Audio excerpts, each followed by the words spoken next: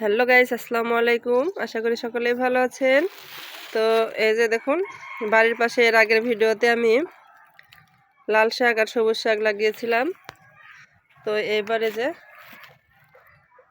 পেঁয়াজের গাছ বের হয়েছে, দেখুন পেঁয়াজ লাগাইছিলাম। তো আর এখানে যে মরিচের গাছগুলো কিন্তু খুবই তরতাজা হয়েছে।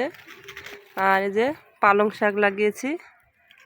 তো পালং শাকগুলো আর প্রায় 5-6 দিনের মধ্যে খাওয়ার মতন উপযোগী হয়ে যাবে। আর এই যে দেখুন, এদিকেও পালং শাকের বিচি ছিটাইছিলাম, তবে গাছ খুব একটা ভালো হয়নি, ছোট ছোট বের হচ্ছে জায়গা জায়গা। আর মরিচ গাছগুলো একটু বড় হচ্ছে। আর তুলসী গাছ তো মাশাআল্লাহ এর আগের ভিডিওতে দেখেছিলেন একদমই ছোট ছিল, এবারে যে বড় হয়ে গেছে অনেক, আর ফুলও ধরেছে প্রচুর। তো এই যে এই সাইডটাতেও পালং শাক আছে। আর পুঁইয়ের গাছগুলোতে এর আগে দেখিয়েছিলাম, তখন অনেক ছোট ছিল গাছগুলো। তো এই যে বন্ধুরা দেখুন, এখন অনেকটা বড় হয়ে গেছে। আর উপরে যে একটা মাচা দিয়ে দিয়েছি।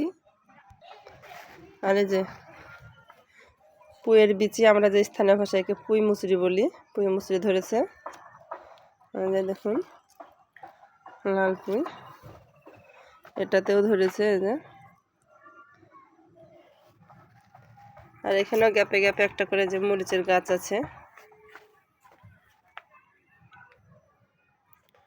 তো এই সাইডটাও পালং শাক বের হয়েছে এই যে।